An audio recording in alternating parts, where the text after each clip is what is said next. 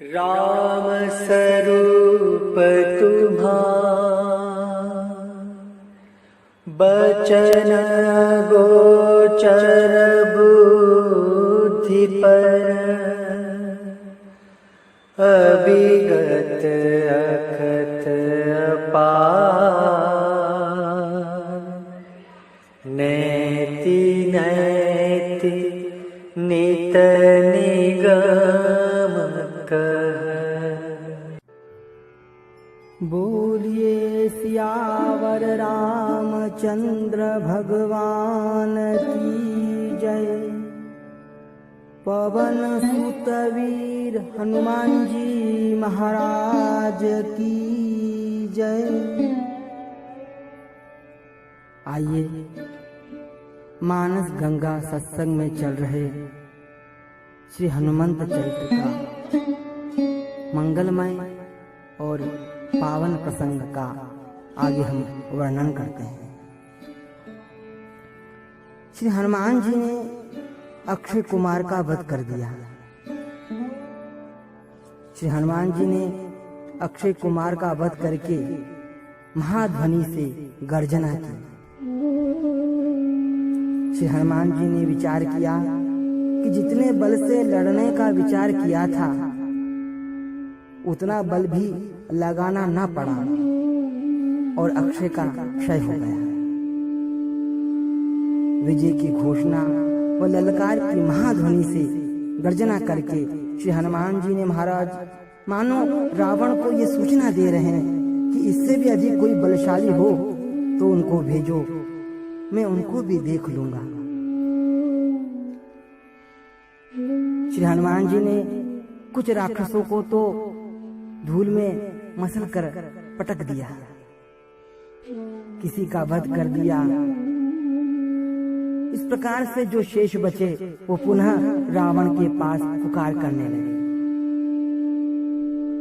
कछु मारे सी कछु मर देसी, कछु मिले सी धरी धूरी, कछु पुनि जाई पुकारे, प्रभु मर कट बल भूरी। श्री हनुमान जी ने कुछ राक्षसों का तो वध कर दिया और कुछ को मसल डाला, कुछ को पकड़कर धूल में मिला दिया। जब अक्षय कुमार का वध हो गया तब जो 7 आए सैनिक उत्तम योद्धा थे वे सम्मुख आकर श्री हनुमान जी से लड़ने लगे। श्री हनुमान जी ने भी उनका सामना किया और उनका वध कर दिया। जो मध्यम श्रेणी के सामान्य वीर थे श्री हनुमान जी ने उनको मसल मसल कर धूल में मिला दिया और उनमें से कुछ ने भागकर रावण के पास पुकार की कि हे प्रभु, ये जो वानर है वो परम बलवान है। उस बलशाली वानर ने आपके पुत्र राजकुमार अक्षय का वध कर दिया है। यह वानर इतना पराक्रमी है कि जो वीर दूर से ही बाण आदि से इस पर प्रहार करते हैं तो उन्हें देखकर यह वानर दौड़ दौड़ कर उछल उछल कर कूद कूद कर धर पकड़ कर उन्हें मार देता है।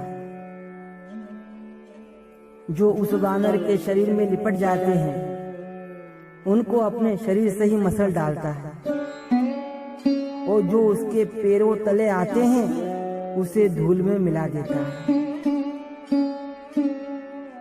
सैनिकों ने कहा कि महाराज रावण, अब उसके सामने युद्ध करने के लिए उसी को भेजिए जो अत्यंत बलशाली हो।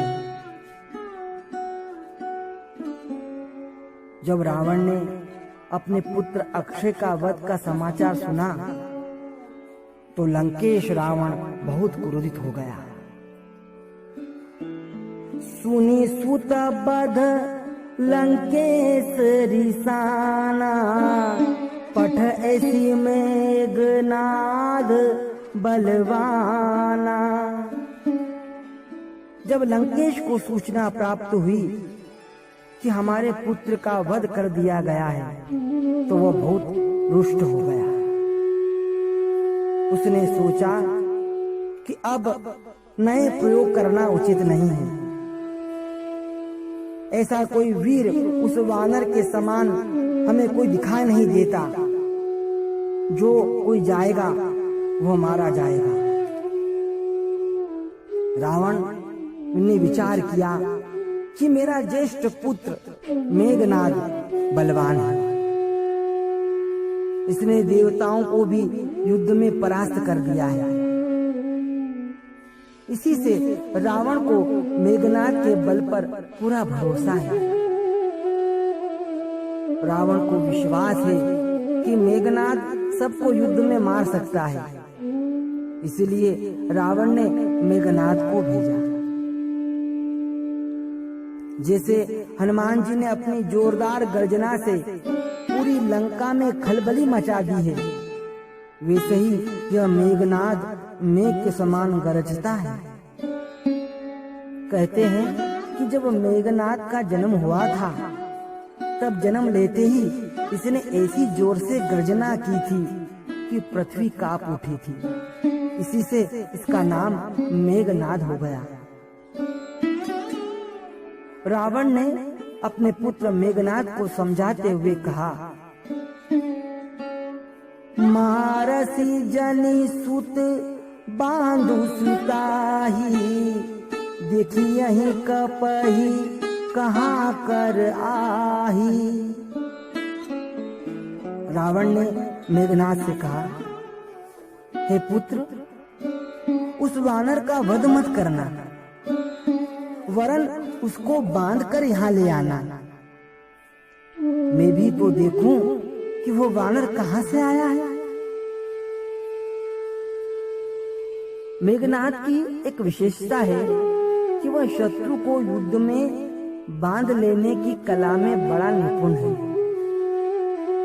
उसने युद्ध में इंद्र को भी बांध लिया था, इसलिए उसका एक नाम इंद्रजीत भी है। और रावण ने कहा कि तुम उस वानर को बांध करके ले आना। अब किस प्रकार से इंद्रजीत अशोक वाटिका में हनुमान जी से युद्ध करते हैं और किस प्रकार हनुमान जी फिर इंद्रजीत से सामना करते हैं, कल इस कथा का मर्म हम समझने का प्रयास करेंगे। आज इतना ही। भाव से बोलिए सियावर रामचंद्र भगवान की जय। पवन सुत वीर हनुमान जी महाराज की जय।